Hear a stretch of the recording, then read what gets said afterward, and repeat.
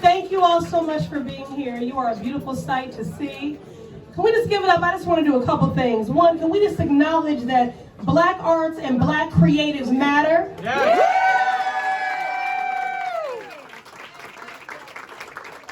Can we just acknowledge that Black entrepreneurship and Black wealth matters?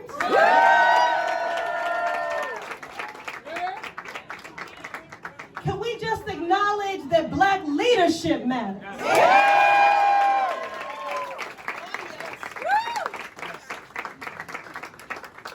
It is my humbling honor to represent you as the Congresswoman for the Massachusetts 7th Congressional District. It is surreal to consider that I began as an unpaid intern right up the street in the satellite Roxbury office of Congressman Joseph P. Kennedy II in Douglas Plaza when this was the 8th Congressional District. Now, I won't get on my soapbox too much, but let's make sure we don't keep losing congressional districts and make sure you are counted in the census. But the fact that I began, this is an adopted home for me, a city that has given me so much.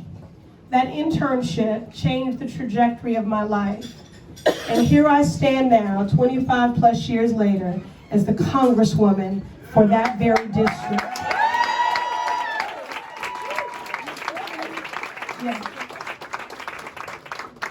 And so I just want to thank all of you for the role that you play in community every day. Let's hear it for our activists. Let's hear it for our agitators. Let's hear it for our disruptors, our movement builders, our community builders, our social architects, our values engineers. It's all represented right here in this room. Now listen, you all know that we have some very sobering things to address based on structural racism and systemic oppression. When people say that the best policies are informed by data, and I say, well, the data supports that Black folks are in the bottom of every category, then they want to debate that. Yep. But data matters. Yep. That's right. But the reason why we have these disparate outcomes in the Massachusetts 7th, and not too far from here, you all remember when I got on the #1 bus and rode that bus to highlight the stark disparities from Cambridge to Roxbury, where life expectancy drops by 30 years and median household income by $50,000. That didn't just happen, y'all. These are inequities and disparities and injustices that were created by policy. And so I maintain that if these inequities and disparities were created by policies, and these policies were created by man, then they can and should be disrupted by these Black women.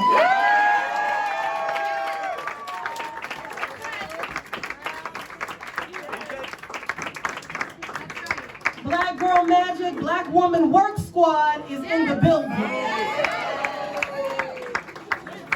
Now, all of you know that Shirley Chisholm has been a formidable influence in my life. I had a mother, may she rest in power, who never read me nursery rhymes. She told me stories of Black struggle and liberation and made sure I knew that your job was what paid the bills, but your work with a capital W was the work of the upliftment and the betterment of community, and I had an obligation to be a part of that struggle. Shirley Chisholm has been a huge influencer on all our lives because she was the first Black woman elected to the U.S. House of Representatives. And she said she didn't want to be remembered as the first Black woman elected to the House, though she was, or the first Black woman to pursue the U.S. presidency, which she was. She said she simply wanted to be remembered as a Black woman who dared to be herself. And the manifestation and the continuation of that legacy is represented in every single one of my sisters in service in this Congressional Black Caucus, of which Shirley Chisholm was an original co-founder when there were 8 members. Now, we've made great strides. We are 54 members strong. Rest in power, my forever oversight chairman, Elijah Cummings. We're 53 members strong, and we are characterized as the conscience of the Congress. Now, why is that?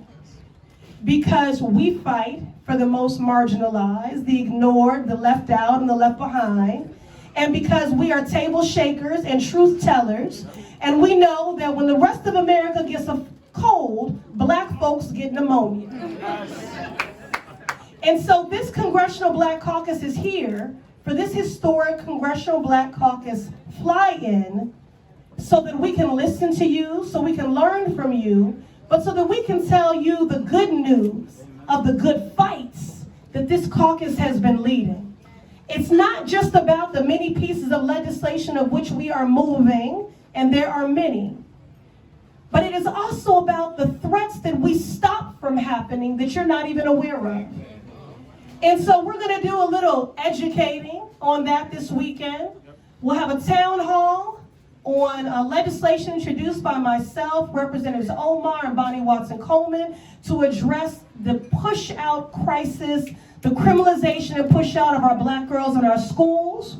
We're going to have an economic justice roundtable, or town hall rather, and then we're going behind the wall because we are going to do something about mass incarceration and radically transform the criminal legal system. As African Americans, we represent 31% of the population in the U.S., but 56% of the population behind bars. And we believe that in the same way that 1994 crime bill was incentivized to promote mass incarceration, that with the People's Justice Guarantee resolution, by decriminalizing poverty and low-level offenses, that we can get to 80% decarceration and address and fight for the preservation of our families and the wholeness of our communities. So we will be going behind the wall of MCI Norfolk. But tonight, I thank you for being here to welcome my sisters, to be in community, to be in kinship, and to be in fellowship with you. I'm not going to start naming names, except for the women at the front of this stage, but I do want to acknowledge that we have other colleagues from the House that have joined us this evening. Lori Trahan is in the building. Joe Kennedy is in the building. Okay, is there anybody else? Who else? Oh, Seth Moulton also came by. We thank you, Seth, for coming by. All right, so I want to introduce these extraordinary, dedicated, racial, social justice warriors, and I have some gifts for them as well. Y'all know about this, you want to text her, don't act surprised. Okay, so compliments of Thank You Tees, a black-owned, Boston-based business. We have these incredible t-shirts that say, "My ancestors already paid for that."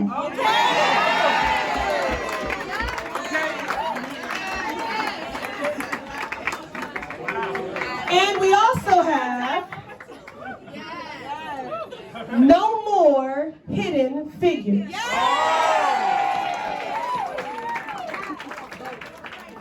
Okay, so now I'm going to acknowledge the chair, Karen Bass, of our Congressional Black Caucus, representing California's 37th District. And I can't tell you all their bios, y'all. Let me just tell you, every single one of them is a trailblazer. They are all a first. And isn't it something that we're here for the first Congressional Black Caucus fly-in, not too far from the newly enshrined Nubian Square, on the heels of the election of the most diverse and representative Boston City Council, in the wake of electing the first Muslim mayor in the Commonwealth of Massachusetts, and at a time when we have a black DA, a black sheriff, a black police commissioner,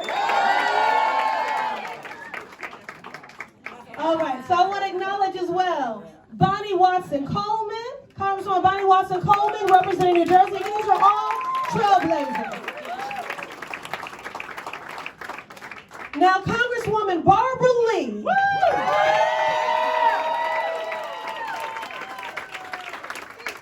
Now listen, y'all, she says that she represents the wokest district in the country. Come on, Boston, can we give her a run for her money? Can we at least try? Can we try? And this is her button, stay woke. Right? Well, listen, Barbara Lee has been married to the movement of peace and diplomacy and racial and social and economic justice. And now she is a newlywed. We are sharing her, and I have a gift for you.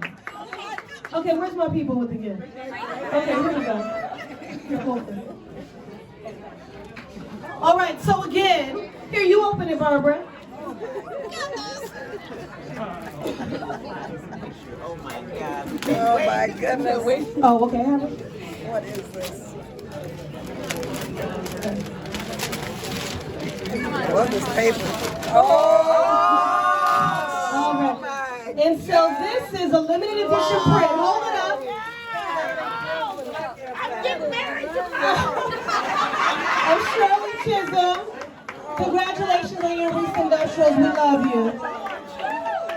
Okay? All right, and then I'm going to give you these introductions because folks need to get some sustenance and libation and sit down because fighting for justice is tiring. I want to acknowledge Congresswoman Gwen Moore representing Wisconsin. Oh, yes? Which will be, now listen, now we're in competition, right? So she said, oh, Milwaukee's the home of the Democratic National Convention. You got that. Nominate the next president, but guess what we got? The first chartered branch of the NAACP, and we'll be hosting the NAACP convention. Can we give it up to our president, Madam President Tanisha Sullivan in the building? All right, and so finally, I'm getting married tomorrow.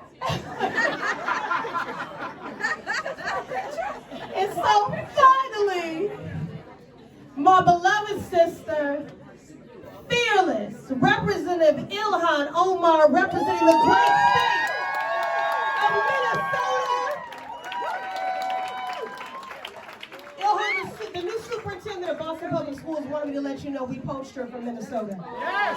So she's somewhere back here in the room. Can we give it up to all these extraordinary women and then let them get their party on? All right, thank you all so much again for welcoming my colleagues and my sisters in service. We hope that you will join us either in person or online throughout this historic Congressional Black Caucus fly-in. I love you all. Thank you for what you do in community every day. And I do also want to acknowledge that our mayor, I'm not sure if he's still here, but Marty Walsh did come by, okay, to welcome and to show his respects. And so we thank the mayor for that. All right, y'all, let's get it.